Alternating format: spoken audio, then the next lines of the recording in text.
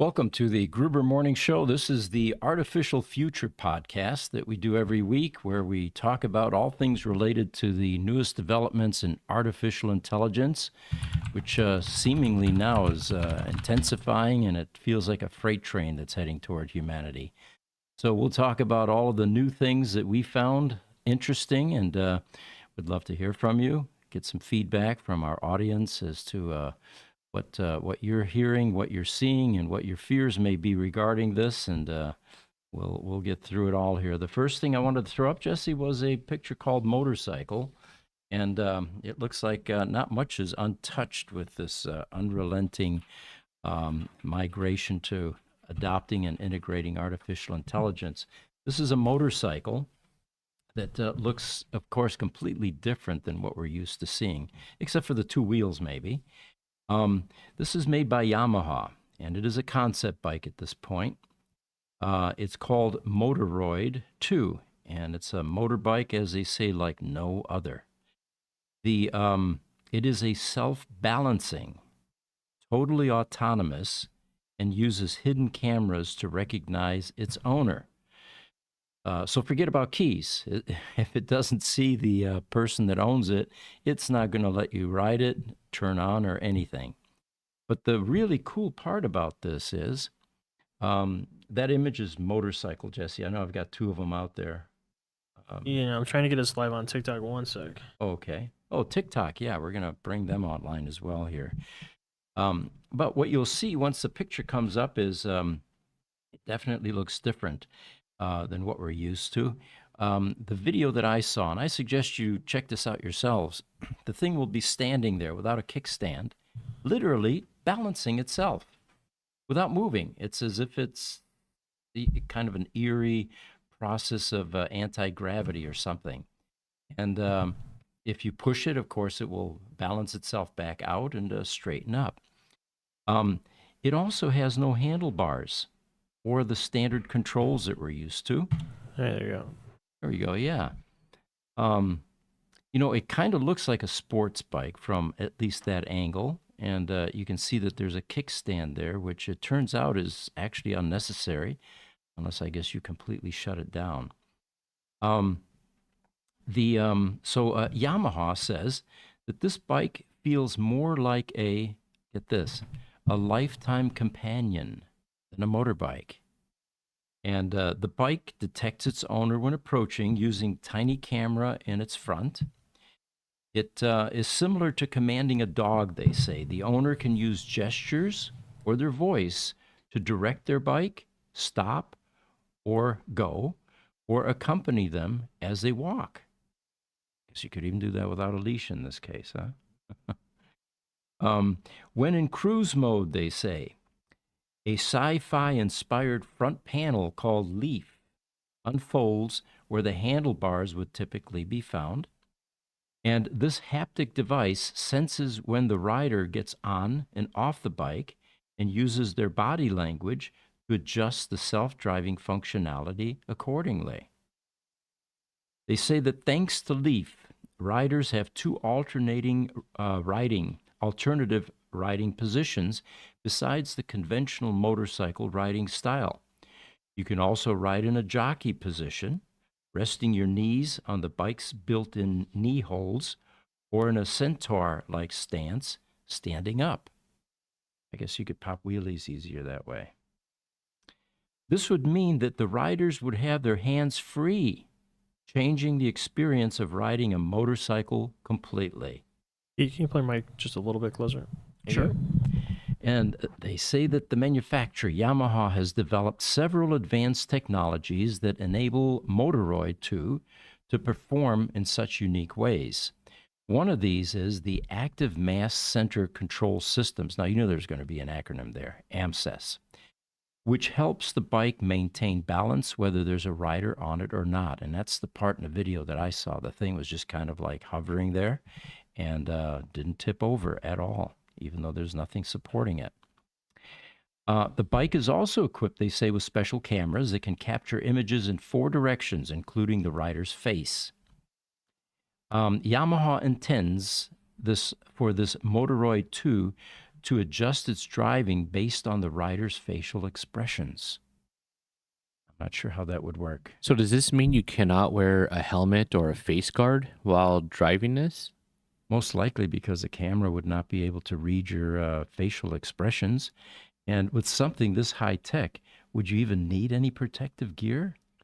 Well, I would still think so because it can't predict what other cars or vehicles are doing on the road, and I would imagine, I mean, something quick crashing into it at a fast speed, it can't react fast enough Yeah, to okay. balance it. So I would still think you would need protective gear on.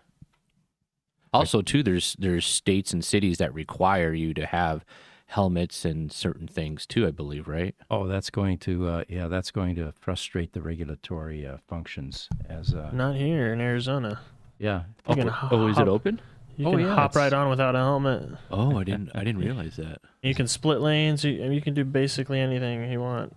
Yeah, I do. I actually driving home from the airport the other day, we had a motorcycle go right through. I thought he was going to take off my mirror. Yeah. I mean, he just ripped right through between me and another car. It was Yeah, they're allowed to do that here too. Ooh, That's, yeah. that's always been dangerous in my world. But anyway, they say that not only does this bike adjust driving based on the rider's facial expressions, but you can also use hand signals. And there is some footage there. I suggest you go see it. It moves like a butterfly or a flower, graceful and organic. And many have praised the bike's exterior. Now, one of the things they predict is we're going to see one of these on the next Mission Impossible or Fast and Furious movies, one commentator said. And that makes sense. Others, they say, and this is where I started to chime in, have been less impressed, stating that inventions like Motoroid 2 take the fun out of driving. One comment was, sorry, a real biker wouldn't go anywhere near this thing. Now, can you imagine one of the Hells Angels guys with black leather jackets, getting on something this futuristic? I don't think so. It doesn't make any noise. It doesn't vibrate and rumble and speak what motorcycles typically want. Yeah, but some of those Hells Angels members are starting to get a little bit older. Balance is not as good. I don't know. Maybe they'll want to, get into one. Yeah, it's possible, I suppose. It's still in the concept stage. Unclear whether we'll see Motoroid take to the streets, either in a film or real life. So we'll see. We've got some people joining us. TikTok, Lost with Jordan. I have a question for you, he says. Do you have any recommendations for self-improvement? Well, read. That's one of my favorite things to do. And open your mind up to new concepts. Certainly, try not to indulge too much in where you shut down. Watching TV, I guess, is the easiest way for me to phrase that, where you're not really thinking or developing critical thinking skills. Of course, it depends on the programming, too. But recommendations for self-improvement, I find I'm 72 years old, and I find that what goes on between these two lobes right here is absolutely critical. If you let your mind run amok, it can take you down paths that are just, counterproductive. You have to work on things like this. Some people do it in the form of meditation, getting quiet and becoming introspective, educating yourself, continuously educating yourself. Develop a sense of curiosity about anything and everything. It's one of the reasons we do this podcast. This stuff could be frightening, but it's fascinating how quickly it's happening and the impact it's having and will have on society, continue to have. Highlander says, let's get this party started. Started gang time to learn about AI, the Highlander, okay? And then he says, Harley Davidson is now producing electric motorcycles. Yes, don't need to fact check you. You're absolutely correct. And again, it's the same thing that we were wondering. What will happen to the motorcycle business, considering that, like in the exotic cars, a large part of the experience is the auditory or the sound, the symphonic sound coming out of a highly tuned 12-cylinder engine. Lamborghini probably being one of the most foremost ones with an exquisite exhaust tone. So, will motorcycles begin to adopt a silent, riding experience? Well, absolutely. How will that affect their audience or the people that buy them? Don't know that yet. But those are all the social things that we're going to be experiencing as technology continues to change. Have you noticed, though, that with the electric vehicles, we all thought that no sound with an electric vehicle is going to frustrate some of the performance oriented drivers, when in fact, the EVs oftentimes outperform some of those loud, noisy, tire chirping, burnout type cars with loud exhaust. And I think that the integration has been relatively seamless. In fact, nowadays, if you go to a drag strip, a quarter-mile drag strip, it's not uncommon to see a four-door grocery getter Tesla Plaid sedan or a Lucid smoking some of these, highly tuned, cammed, with Mickey Thompson slick quarter-mile cars. But I think that the transition has occurred without too much carnage. I'm wondering with being I don't ride bikes. I don't trust myself on a motorcycle, but I would think you would want some type of noise on that bike to make your presence known to, trucks and other vehicles out there, right? Oh, absolutely. I think that's part of the safety feature of riding on two wheels like that without any fairing around you. And it's unmistakable. It's especially here in Arizona, there are no noise laws with motorcycles. Some states have that. And I remember as a kid in Rochester, New York, I got pulled over one time because we drilled holes in our exhaust muffler to increase the noise.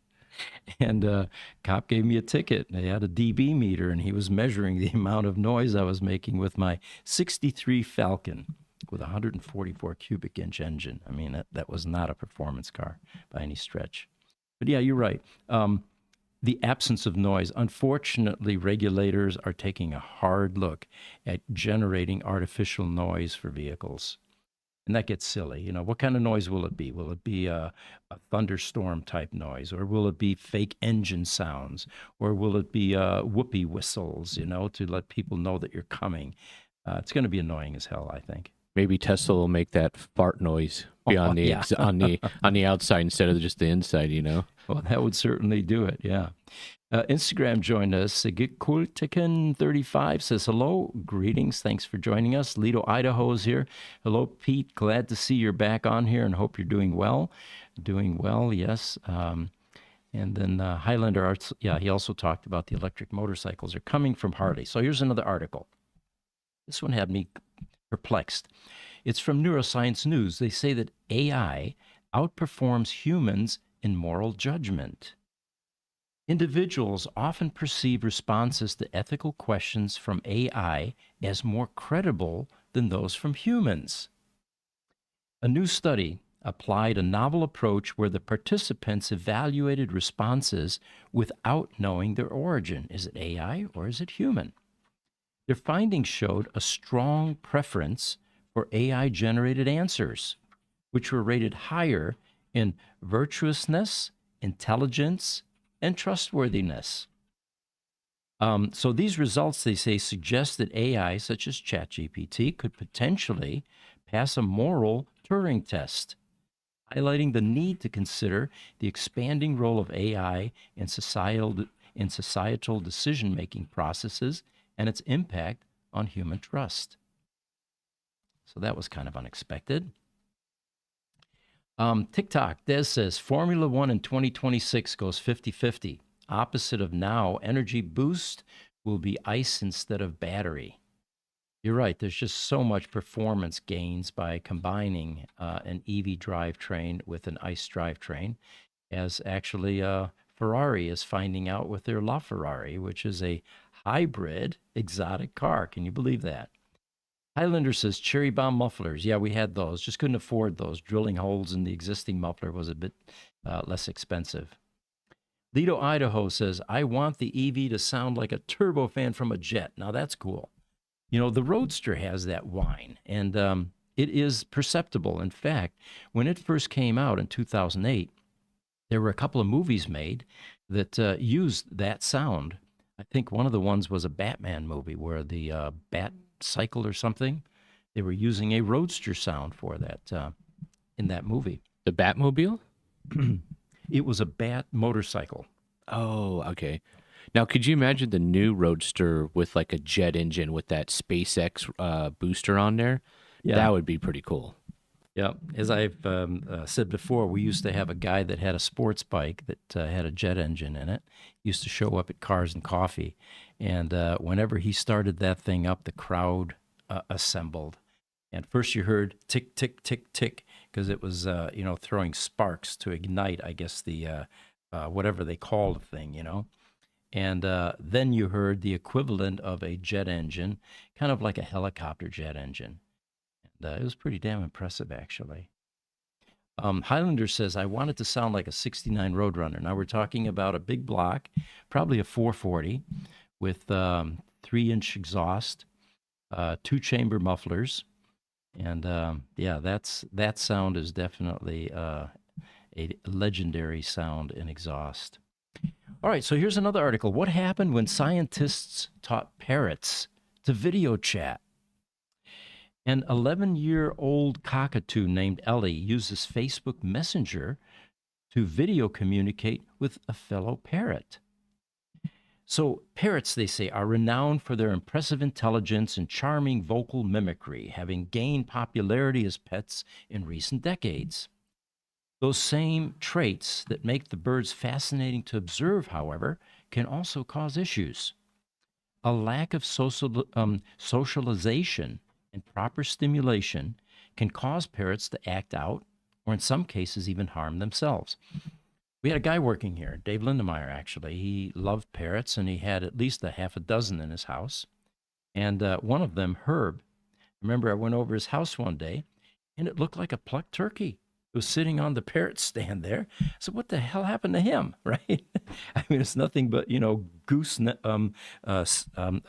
skin. He says, well, he's got a social problem, and he plucks his feathers because he gets stressed. And he literally removed every single feather on his body. But what they're finding is that when you get one of these pets, a lack of socialization and proper stimulation causes them to act out and harm themselves or pluck their feathers.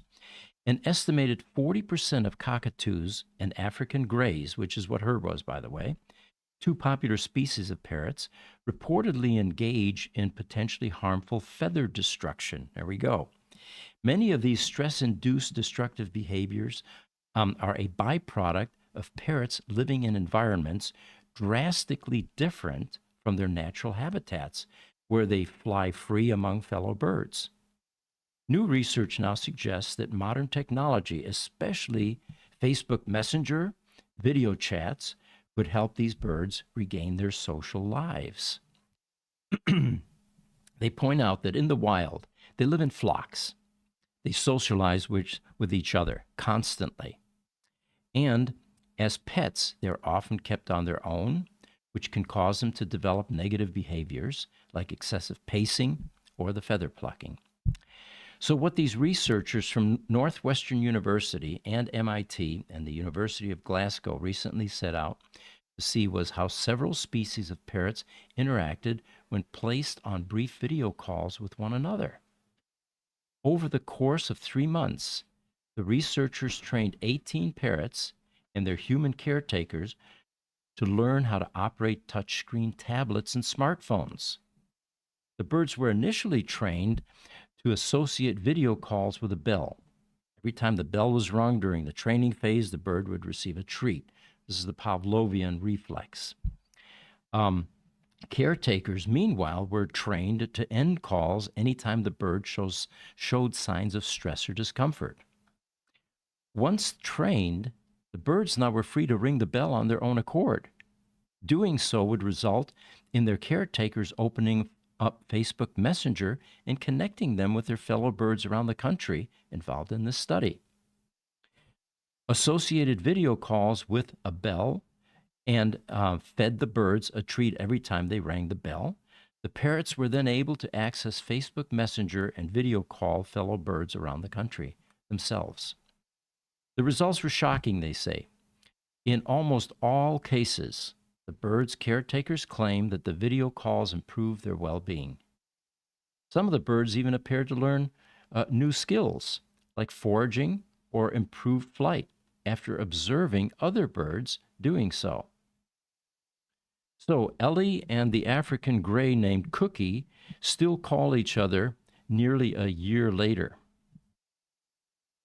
So there you have it. Maybe there is something behind the cell phone craze that we're involved in. Maybe it'll improve humanity as well, help us socialize better. All right. We have another picture. No, we don't. All right. Let me just tell you about this one then.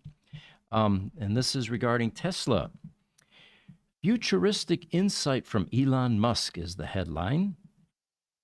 They say Elon predicts a bold new era where Tesla Optimus robots will outnumber humans with ratios of 2, 3, even 4 to every human. These bots will not just serve us, but also each other. I didn't even think about that. You know, we're always assuming that bots are there for our needs. But also others, they say, revolutionizing industries and the entire supply chain, of course. Highlander says, we've got Obertowski says, hello, Mr. Gruber. Thanks for joining us, by the way, Obertowski. And then Highlander says, I'm still stuck. I'm trying to figure out how to decrypt what the dolphins say. It's going to be my new pet project with ChatGPT-4. My brother and Toledo, his cat, watches TV. I can't make this stuff up. I watch the cat watching TV. That's a good one. We reported in the last AI podcast that there is a lot of AI research currently being done, applied to developing language translators with animals. And dolphins rank high up on that list, as did whales, I believe. And so the question that I posed last week was, once we have the ability to communicate directly with animals, crawl inside their head basically, and vice versa, and we develop that level of relationship with them, will we all go vegan at that point? It will be difficult, I think, to see these evolving friends of ours as food sources. So there's a rabbit hole that you guys can go down if you want, and it's coming. And once it does, what will be the impact? I raised pigs. Yeah. For 4-H when I was a kid. For 6 years. Bacon still tastes great. Well, all right. I raised pigs too. You probably didn't know that. I was homesteading in New York for about 3 or 4 years or so, and I had sows that had piglets. And, what I find is that they are extraordinarily intelligent, oftentimes more so than my hunting dogs. I had a couple Irish setters, and anyway, the pigs are definitely smart, and they're somewhat conniving. I remember I had one sow who didn't like the fact that another sow had piglets. So what she used to do was she would wait until a piglet would try to cross between her and the electric fence, which was fairly low. And then when he got in the right position, she would nudge him into the electric fence and watch him squeal and run around the compound there. And oftentimes, because he was so traumatized, he would actually charge through the electric fence, and then I had to go and find him in 21 acres that we had out there in Bristol, New York. But I find that kind of behavior is a sign of intelligence, despite as devious as it was. So, yeah, the question's going to be, bacon is great stuff, but remember, we've got AI now. We can replicate to a molecular level any of these substances eventually, and we're not going to need to kill another life form in order to get a taste. Does that make sense? Yeah, if you want to live off lab meat. Well, you can call it what you like, but if it looks like it, and more than likely, AI is going to be able to make it taste better. Let's not forget that. An improvement to the original. All right. Well, we're not quite there yet. TikTok, Des says, Supercar Blondie was with a electric supercar that had a sound pack under the hood to replace the internal combustion engine car. Yeah, I think I saw that too, Des. It wasn't quite as convincing. You know, Stellantis, with their latest Challenger, I believe, also has that, or the Challenger EV, I should say, has a simulated engine sound. You know, for those of us that are really familiar with engine sounds, being in the car world like I've been for all my life, actually, it's going to be hard to convince me that an electronic sound is identical to the sound an engine can make, because it has such an explosive amount of audio and the vibration that comes with it, the pavement pounding if you're standing next to a performance car, you know, as it's revving. But it'll be interesting. I'm not saying it can't. I'm just saying it ain't there yet. All right, now here's an interesting article. You've all heard of déjà vu, right? It's a neurological phenomenon, scientists are now claiming. So here's how the article reads. Have you ever experienced déjà vu? Of course, right, guys? You've experienced it, right? We all know what that is, right? I'm experiencing it right this second. All right. If so, you are among the 60 to 70% of the population who has.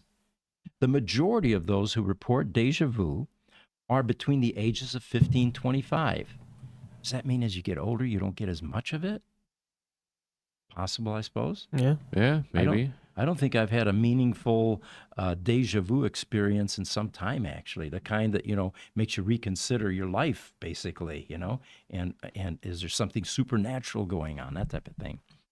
The majority of those who report déjà vu are between, ages 15 and 25. I'm a complete rationalist, he says, who believes that every phenomenon, no matter how strange or supernatural it appears, has a scientific reason behind it.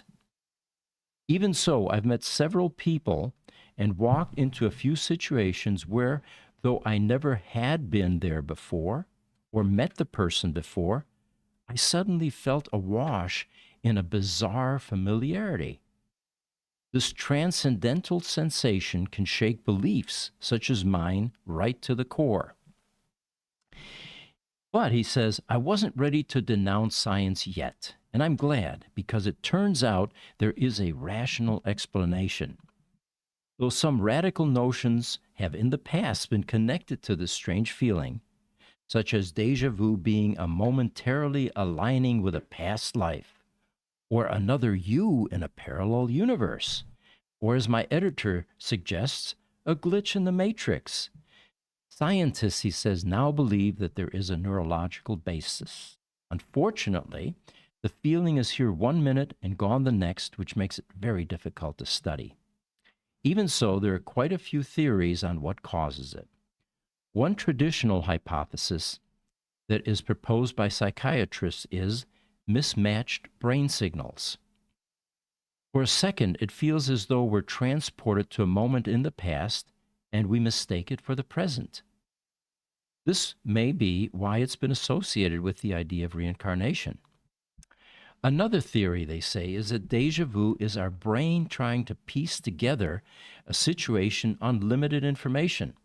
So it's hallucinating, it's making things up. It's what AI does occasionally, right?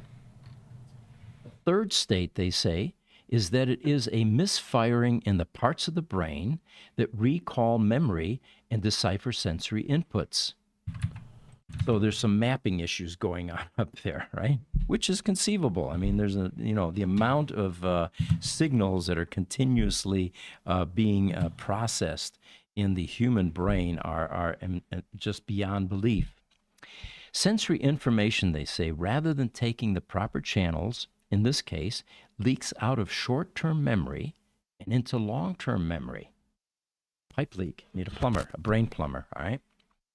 In this way, current experiences seem to be connected to the past. Some studies even suggest that familiar geometric shapes give us a sense of knowing something about a place that is in reality totally unfamiliar to us. We're probably getting into the realm of psychology here, how the subconscious and the conscious mind interact. The subconscious mind is something that you're not consciously aware of, but it definitely has a bearing on your feelings and how you're perceiving things, but not consciously. So they say instead of a glitch in the matrix, deja vu may just be a glitch in our memory. And then they go on to talk about recognition memory. Let's see if there's anything else that's really interesting here. Let's go into recognition memory. We're completely aware of everything that's going on when we experience deja vu. So this suggests that every part of the brain need not participate for the sensation to take place. In 2008, there was a study that found that deja vu followed patterns we associated with memory, specifically recognition memory. This is the kind that gets us to understand that we are confronting something that we've seen or experienced before. If you've ever recognized a landmark, a friend from across the room, or a song on a stereo, you've experienced recognition memory. All right, Highlander's telling us about his experience with pigs. Let's see what he's got to say. He says, we had a Yorkshire. I did too, by the way. And by the way, the Yorkshire that sired my piglets, my sows, was a pig called Arnold. And Arnold weighed over 1,000 pounds. And he was at my friend's farm. He was old. He was definitely mature. And when he grunted, it sounded like a tiger on the African Serengeti. I mean, it was a low, rumbling, very low frequency growl. Very intimidating, actually. But he did sire all of my piglets. So what Highlander says is we had a Yorkshire and Derrick pigs, a 20-acre hobby farm in western Michigan. That's about the size that I had, 21 acres. As a former submarine sonar technician, I totally agree with Pete. The true analog is best regarding the sound of the cars. All right, Instagram. Zeki Gultekin 35. Do you have a training program? I'm watching you from Turkey. My English is a little weak, and I would like to get information from you. And I'm assuming that the training program you're looking for is something related to how to repair electric vehicles, since Gruber Motor Company is very much involved in that. What I would suggest is going to our YouTube channel, Gruber Motors. We've got over 1,200 videos there now, and many of them deal with the in-depth troubleshooting and repairs that we do with Tesla cars, especially the Tesla Roadster. And there's an enormous amount of information available there that can be used as a training aid. Obertowski says, most or people is simple. You could easily mistake human for AI when using chat. People say, nah, the AI can replace humans. Really? Good point, Obertowski. It's becoming indistinguishable, actually, and eventually, with the type of intelligence that AI is going to bring to humanity, it may stand out. We'll be able to see the difference between human opinions and thoughts and ideas and concepts and AI, because the AI stuff may just blow you away. All right, another article here. Does AI need a body to become truly intelligent? Well, meta researchers think so. They say we may be on the brink of finally seeing human-level intelligence in AI thanks to robots. Now, AIs that can generate videos and quickly translate languages or write new computer code could be world-changing. But can they ever be truly intelligent? Well, not according to the embodiment hypothesis, which argues that human-level intelligence can only emerge if an intelligence is able to sense and navigate a physical environment, the same way that babies do. According to this theory, the only way to get an AI to develop true intelligence is to give it a body and the ability to move around and experience the world. Digital-only AIs, in comparison, may be great for narrow tasks, they say, but they'll always hit an intelligence ceiling. AI systems that lack a physical embodiment can never be truly intelligent, according to Ashkara Rai, a research scientist at Meta. To fully comprehend the world, it's essential that it interacts with and observes the outcome of those interactions. Now, that makes sense. You know, kid touches a hot plate, immediately feels pain. That is a memory now, a traumatic memory that it becomes a learning experience. Is that really necessary for an all-intelligent AI that already knows about hot stoves, though? The kid doesn't know. That's how a child learns, because it doesn't have the knowledge beforehand. The AI doesn't necessarily need to feel it because it already has all the experience. Well, good point. Let's see what else they say here and see if we if they're answering that at any point. So not all AI developers buy into this embodiment hypothesis, as we've noticed, because Jesse is questioning it. It may end up being possible to create digital-only superintelligence that never feels the earth beneath its robotic feet. Many of those who do, though, are focused on figuring out the safest, most efficient way to let AIs explore the physical world. But simply dropping untrained AI brains into robot bodies is not it, according to the article. So they say the not so real world. Well, okay, babies make a lot of mistakes when they're first learning to do something, and AI is likely to experience plenty of errors during training. If it's controlling a machine when it makes those errors, it could also destroy hardware and damage the world around it, and maybe even hurt people. An AI might also need to attempt something many times before figuring out how to do it reliably. Multiply that by all the slightly different tasks that we might want an AI robot to be able to do, and the training period could become interminable. So computer simulations that mimic the environments an embodied AI is likely to encounter in the real world are a way around both problems, they say. An in-development AI can be given control of a virtual body and then allowed to train in the computer program. This reminds me of the pilots that are inside the training rooms on how to fly commercial jets. The risk is very low because if you crash, it's just on the screen. So they say this gives the AI a fast, low-risk way to learn what will likely happen when it's in control of a real robot. So your question, Jesse, are we humanizing AI at this point, assuming that it's going to need to go through the same learning experiences as humans? Well, we know that it won't. It already has our knowledge that we've learned. The touching a hot stove, or breaking your arm or something, that falling from a tree, or you don't need to. The AI already has knowledge of those things. Mm-hmm. Yeah, you know what height you can jump from without breaking your ankles or your knees or your legs. Yeah, I get that. But would the ability for AI to actually actualize through a physical form improve its learning? No. Why would it improve the learning?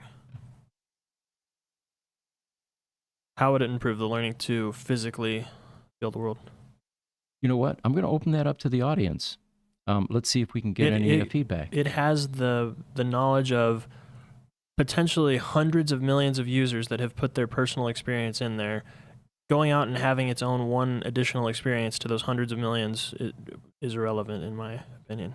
Okay. All right. Well, let's see who chimes in. Niels from Denmark. Okay. We might have something here. Niels, how are you?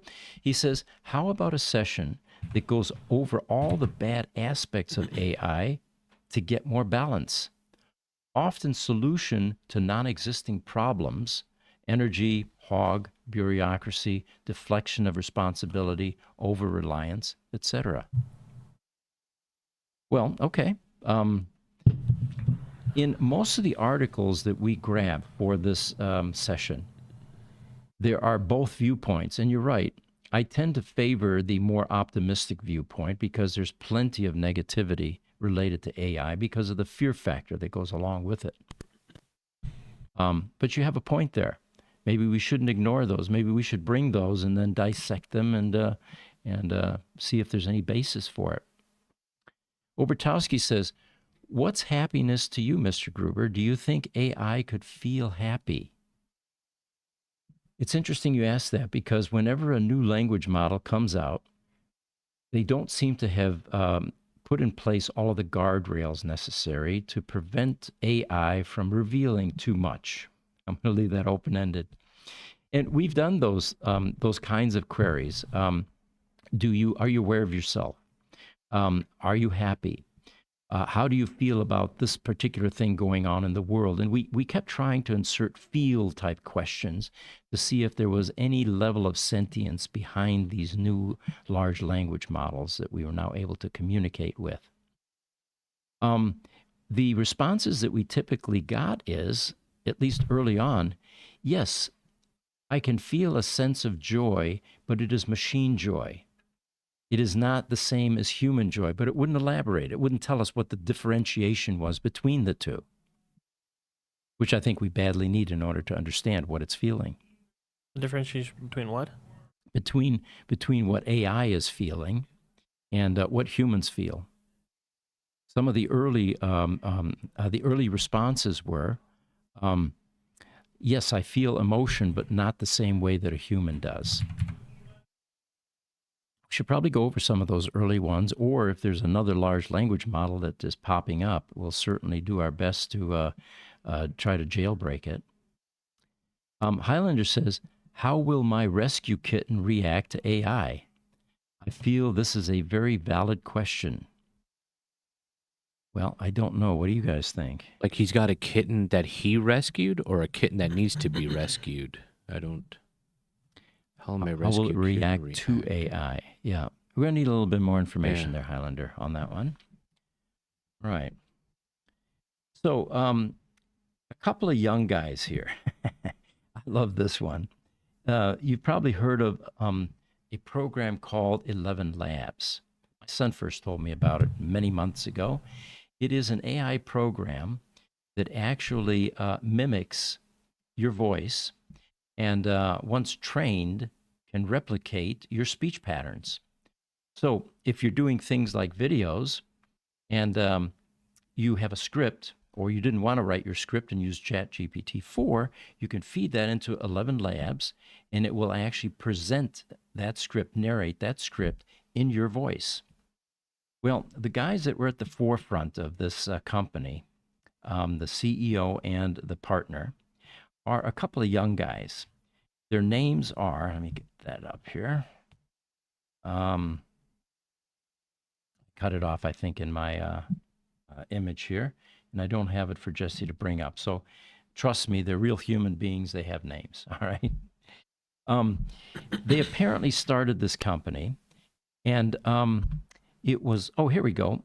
11 Labs co-founders, Maddie Stanishevsky and Piotr Dabkowski, built a unicorn in just a year after launching in beta. A unicorn, by the way, is a business term. It's a startup company that is valued over $1 billion, still privately owned and not listed on any stock exchange. So apparently the software is very popular. We're not the only ones that were excited about it and have been using it. But the problem becomes that AI voice tech companies like 11 Labs are grappling with deep fakes. This is the kind of tool that the bad actors can use to snow people to extract money from them. My best example of that is a geriatric neighbor who has since passed, who came to my house. My wife was there, and she says, "Can you drive me to Western Union? My grandson asked for $4,000. He's in jail right now, and they will let him out with a bail, and it's $4,000, and I need to wire him those funds." Well, my wife asked a few more questions, and sure enough, this was a scam, a total and complete scam, not using 11 Labs yet. And the way that some doubt was created was when my neighbor said, he called me grandma. Now, she's from Denmark, and they have a different name for grandma.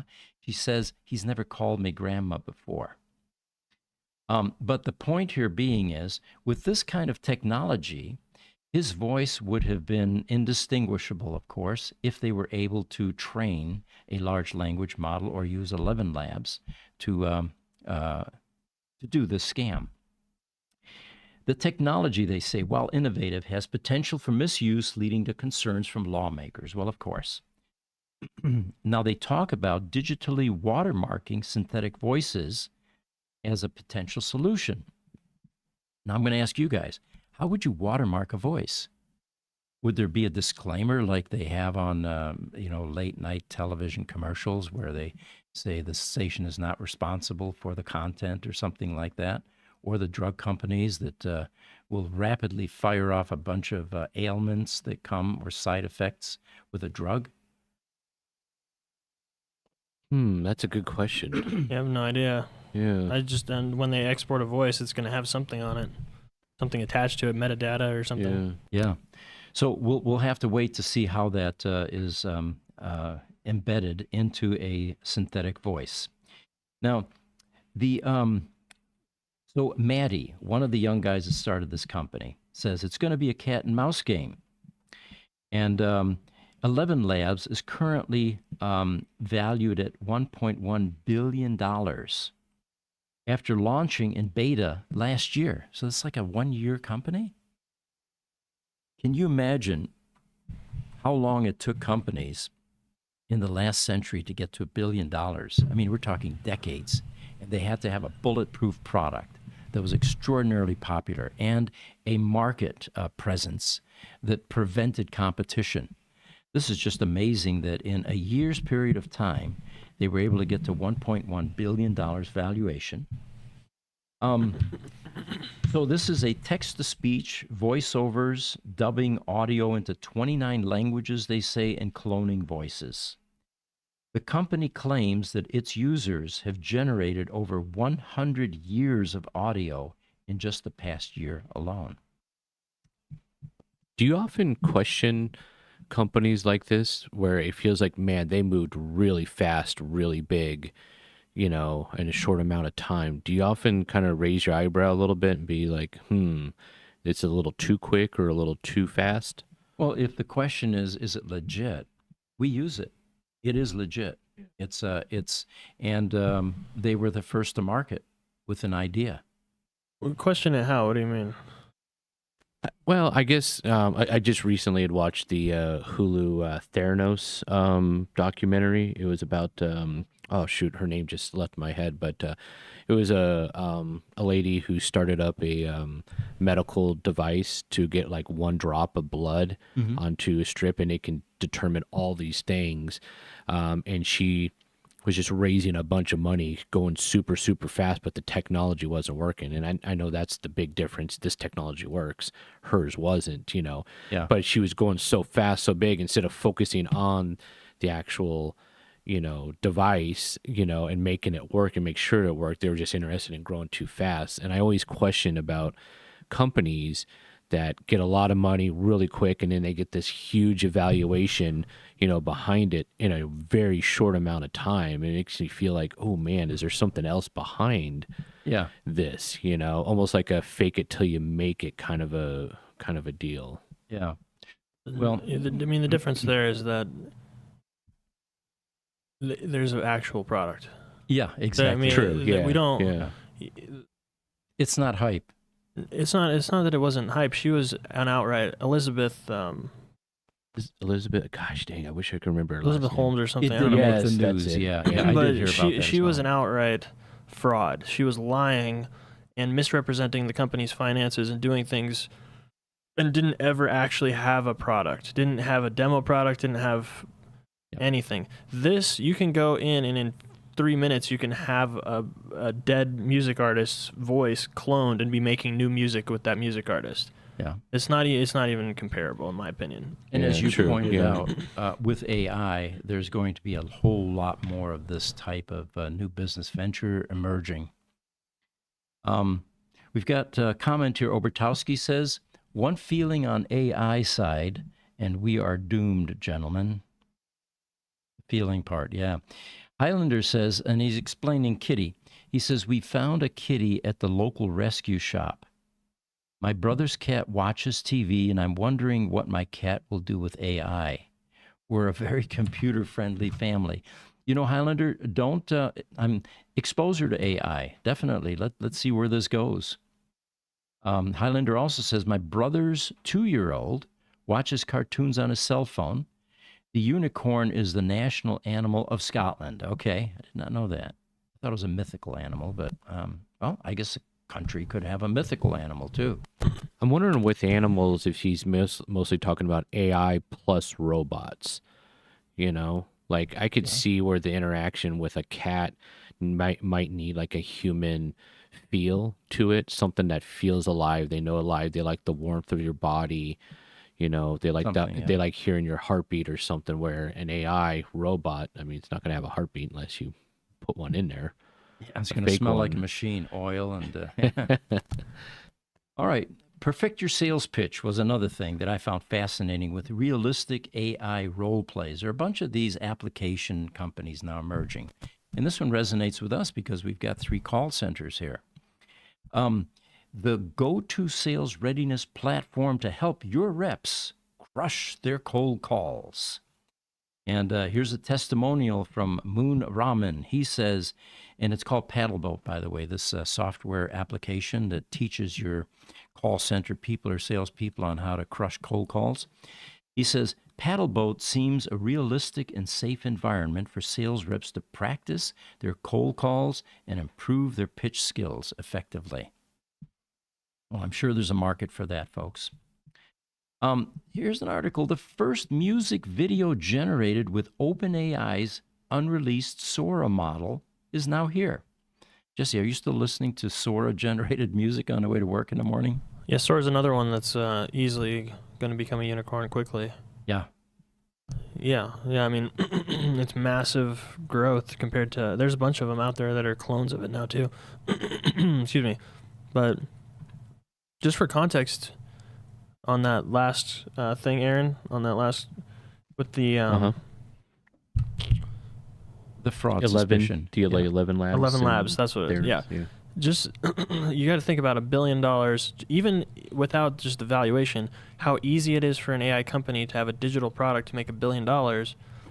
If you have 50 million users, you make $1 billion a month because it's $20 a month for 11 labs. He did the math. Yeah, you're right. So, you're right. So if you want to, if we talk just in the first year, you only need a little over 4.5 million subscribers a month paying that fee. Yeah. And you're going to make $1 billion in your first year. For context too, 5 million a month, let's say. ChatGPT has like 180 million users, and at least 30% of those are paid. Mm-hmm. So we're talking tens of millions of paid users at $20 a month. It's very, very, very easy with a digital product that goes viral. It's completely different than something like Theranos, where they're trying to actually physically produce a blood monitoring system. Yeah, and you know what's also good amazing point. to me Yeah. is, I mean, we're in the business of building things, manufacturing, and you take the Lucid plant out here in Casa Grande, hundreds of thousands of square feet of production capacity in order to generate revenue. This is software. Yeah. The only constraint of the reason they didn't become a $1 billion, 100 million user platform in the first week is because they didn't have the servers and they didn't have the marketing. People didn't know about it. Right. If you have a good enough marketing campaign, you run it for 6 months before you launch the product, and then you launch the product with enough server capacity, you could have 100 million users on day one. Yeah, fascinating. So Sora is it's an AI program that generates music. And of course, the whole music industry is up in arms about this one, rightfully so, because it's generating extraordinarily high quality product. They say that OpenAI's unreleased AI model Sora is showcased in a groundbreaking music video created by writer-director Paul Trillo. And you might want to Google this if you're interested. Oh, wait a minute. So, sorry, you were talking about Sora. I was talking about Suno. Oh, Suno. The music is Suno. No, this is Sora. This is the video generator. This is a different. You're right. This is a completely different thing. Okay. So they attached music to this video apparently, and well, let me read it to you because I'm going to botch this unless I get the accurate take here. So OpenAI's unreleased AI model Sora, which is a video generating software based on prompts, they created a music video, and it was writer-director Paul Trillo for indie artist Washed Out. Trillo reveals that the video comprises 55 clips out of 700 generated by Sora, stitched together using Adobe Premiere. And I looked at this video before the show. It was fairly convincing. It was a music video, the type that you would expect. Now, they say while Adobe plans to integrate Sora into Premiere Pro, Trillo's workflow currently relies on third-party software for clip generation, short-term, of course. Washed Out expresses excitement about incorporating Sora into future projects, emphasizing its potential to innovate storytelling. Yeah, that's the same. This is the software that's why they canceled that Hollywood studio. Yep. Yeah. And then Suno is the Suno's the one that I was talking about. Music. That's the music generator, and there's a bunch of clones of that, and that one is well on its way to becoming a unicorn in its first 6 months. Yeah. And we're also speculating what happens when the music actually gets to a popularity level comparable to some of the artists that are generating music. Mm-hmm. Will they be a equivalent of a Grammy for AI? And where does the revenue go? I think it will be. Yeah. I mean, it has to be, because just like if somebody doesn't write a screenplay, you can still get an Academy Award for adapted screenplay. Yeah. So there's original screenplay, and then there's adapted screenplay, then there's going to be AI screenplay. It's just another category. And how will AI then go on tour and do concerts? Those are all questions. Virtual reality. We're going to all be wearing headsets soon. All right. Here's one. 8 newspapers owned by Alden Global Capital's Media News Group are reportedly suing Microsoft and OpenAI, alleging that the tech companies use the newspaper's content to train artificial intelligence AI models. Sounds like they want a piece of the action, don't they? There's all kinds of lawsuits, I'm sure, by now. The newspapers include the New York Daily News, Chicago Tribune. They filed their suit in New York federal court Tuesday, April 30th, according to Reuters. They allege that the 2 tech companies copied millions of their articles to train Microsoft's Copilot and OpenAI's ChatGPT, adding that the AI systems reproduce the newspaper's copyrighted content and that ChatGPT hallucinates articles and falsely attributes them to the newspapers. A lawyer for Media News told Reuters that the defendants think somehow they can get away with taking content without payment or permission. An OpenAI spokesperson provided an email statement saying that the company takes great care in our products and designs processes to support the news organizations. And of course, then there was another complaint where the newspapers, they say, can't allow OpenAI and Microsoft to build their own business at our expense. These companies, they say, are building AI products clearly intended to supplant news publishers by repurposing our news content and delivering it to their users. Now, the New York Times sued OpenAI last year and Microsoft, accusing the companies of copyright infringement and claiming that they used its content without permission to develop ChatGPT 4, or ChatGPT, both of them, I guess. So that's, I'm sure that the courts are going to get bogged down with these kinds of cases, because one of the ways that large language models become better is by learning and absorbing. Yep. I mean, whatever's out there on the internet is up for grabs, basically. And that would be one argument, yes, very strong one. Highlander says, how will the cat react to a robot? All the cats I've had love my Roomba, even though it doesn't have a heartbeat, but they know it's not human. They have an olfactory sense. Animals do that is, of course, far beyond ours often. And that would be the other giveaway that this is not a human, it's a machine. All right, smartphones will be obsolete in 10 years, according to Meta's AI chief, Yan LeCun. And he said that in the next 10 to 15 years, we won't have smartphones and we'll be using augmented reality glasses and bracelets to interact with intelligent assistants. The last thing we might want is intelligent virtual assistants that help us in our daily lives. So today, all of us here are carrying smartphones in our pockets. 10 to 15 years from now, we're not going to have smartphones anymore. We're going to have augmented reality glasses. And then Microsoft recently announced Phi-3. It's a compact yet powerful language model boasting an impressive 3.8 billion parameters. And what sets this Phi-3 Mini apart is its ability to operate directly on your smartphone, marking a significant leap forward in accessibility and convenience. In 2022, Nokia's CEO, Pekka Lundmark, at the time, predicted that smartphones may not stay relevant in 2030. During the Economic Forum, Lundmark said, by then, definitely the smartphones as we know it today will no longer be the most common interface. Now, here's a real clincher. He says many of these things will be built directly into our bodies. Get some new eyes. Yeah. Got a picture to pop up here, Jesse. It is the 1956 Vision. What was remarkable about this image is, remember, this was 70 years ago. And what we're doing here is what the heading says, or the text: electricity may be the driver. One day, your car may speed along an electric superhighway. Its speed and steering automatically controlled by the electronic devices embedded in the road. Travel will be more enjoyable. Highways will be made safe by electricity.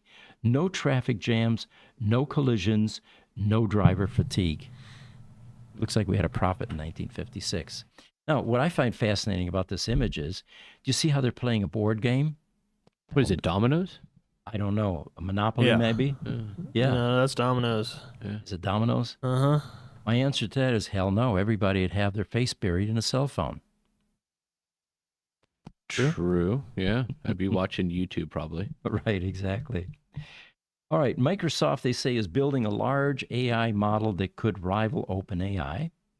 It's throwing down the gauntlet with a program called MAI-1, their very own in-house AI language model. It has 500 billion parameter, and it is being helmed by Google DeepMind co-founder Mustafa Suleyman. It's set to make a splash at the upcoming Microsoft Build Developers Conference, May 21st, 23rd, this month, actually.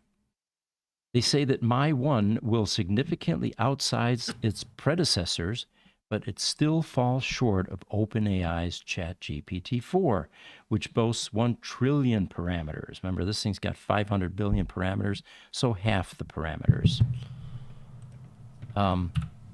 But Microsoft is throwing some serious resources at this, and we'll see if they can continue to build it and get a market for it.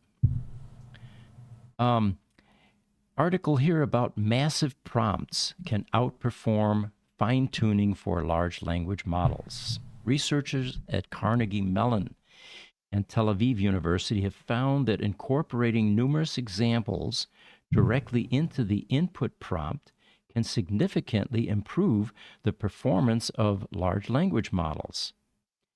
A method that has been termed in-context learning, and of course there's an acronym, ICL. This approach is particularly effective for tasks with abundant potential answers. As the context window of LLMs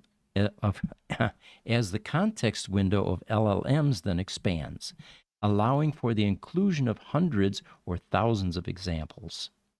So this will further enhance performance of LLMs. Got a picture here to throw up, and this one's called Pope.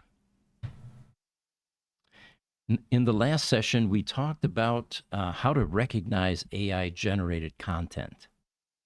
And here's another example of that. This was a famous picture of the Pope Francis that went viral last year in a puffer suit. And what they're giving us here is some giveaway clues as to why this can be recognized as being fake or deep fake or AI generated. The eyeglasses appear distorted and fused to his cheek, eye area, and the shadow. Yeah, the shadows do look somewhat inconsistent. Then the crucifix hanging around his neck is hanging by only one half of the chain. The other half is missing. And then finally, they say that the fingers do not seem to be properly clutching the cup. Of course, the other giveaway that we find is that there are too many fingers, 6, 7, 8. It's AI. Mm-hmm. Although I think there were humans that at some points were born with additional digits, but they're very rare. Fair enough. Then they say, here's some other ways that you can tell. Look at the faces. Face swapping is one of the most common deepfake methods. Experts advise looking closely at the edges of the face. Does the facial skin tone match the rest of the head or body? Are the edges of the face sharp or blurry? If you suspect video of a person speaking has been doctored, look at their mouth. Do their lip movements match the audio perfectly? They also suggest looking at the teeth. Are they clear or are they blurry and somehow not consistent with how they look in real life? Cybersecurity company Norton says algorithms might not be sophisticated enough yet to generate individual teeth, so lack of outlines for individual teeth could also be a clue. So we'll try to report on steps being taken to prevent deepfakes and how to recognize deepfakes. Funny thing though is, unless they come out with something soon, you could take this image right here where it's pointing out all of the issues, feed it into ChatGPT and train it on how to not make mistakes, have those issues. Yeah.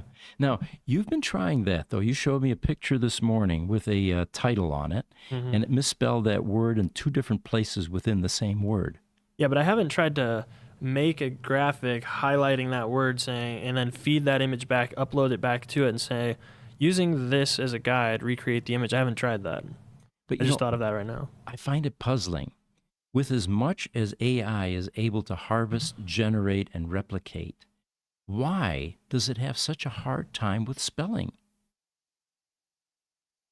I think that isn't necessarily an issue with the AI having a hard time. I think it's how they've programmed DALL-E, and this is not even the main ChatGPT team. DALL-E is a separate thing, a separate product underneath OpenAI, so it's separate from ChatGPT, but they've married the two together. But that team at DALL-E needs to focus more on the text generation portion of it. Or they hired a bunch of bad spellers. You know, that's a whole nother potential that I hadn't even considered. Well, more likely what they're doing is they're not actually coding it themselves. They're using AI to generate the code, and the AI doesn't know that they need to focus more on text. Well, hopefully that'll improve, because there are images that we render or try to generate that would benefit from having text embedded in them. Got another picture, Jesse, while you have that up. This one is the tank. And it turns out that the Defense Department, DARPA, continues to advance with weaponry using AI. This is an autonomous tank through robotic autonomy in complex environments. Oh my God, there's that's another acronym, RACER. All right. The RACER program recently introduced a new vehicle, the RACER Heavy Platform. It's a 12-ton tracked vehicle complementing the existing wheeled RACER fleet. So I guess there are more of this type of weaponry. This demonstrates the adaptability and scalability of RACER algorithms across different platforms. Now, this Phase 2 program aims to improve autonomous vehicle performance across varied terrains. There's a video of this thing flying along at 30 miles an hour, no driver inside, AI generated, right? Or, I mean, AI manipulated. And it's going over really rough terrain. And it's able to maneuver around all of that without flipping over, getting stuck, or any of that. And it apparently has been tested to 150 autonomous miles at speeds up to 30 miles an hour. It pushes the boundaries of autonomous vehicles in complex off-road settings. Now, I immediately jumped on this and said, why are we wasting time on weaponry, right? But then it immediately occurred to me, if we don't, the other guys are. And if they have superior weaponry, this is the very reason that we currently have enough weapons of mass destruction on this planet to annihilate this entire galaxy, it would seem, right? Yeah. Because you have to have one up and keep up. But anyway, in the meantime, teams including University of Washington, Overland AI, and NASA's Jet Propulsion Labs support the program, ensuring the continued development of autonomous ground vehicles for military applications will continue. All right, guys, I think we're at the end of the run here. Let's see if there are any comments that came in while we're wrapping up here. By the way, the image behind me there is a studio in the year 2150. Initially, it didn't give me any windows. I said, nah, give me some windows. Let's see what's going on outside. And we've got a bunch of flying objects out there, it looks like. And we even have some planets or moons that have become very close to Earth. I don't think our moon is ever that close. Definitely All right. not. We are going to wrap up at this point. As always, we enjoy you joining us. We do these every week on Wednesday. Tomorrow there will be the Communication Group podcast at 3 o'clock. Those of you interested in how the world communicates and what we manufacture to facilitate that for data centers, it's a good one to watch at 3 o'clock. And then 10 o'clock Friday morning is the Gruber Power Services podcast, which is the division that services critical power equipment, again, in data centers, computer rooms, or stadiums for that matter, lighting inverters, anything that keeps the power alive when the utility drops. Again, I'm Pete Gruber. Thank you for joining us. We'll see you next week.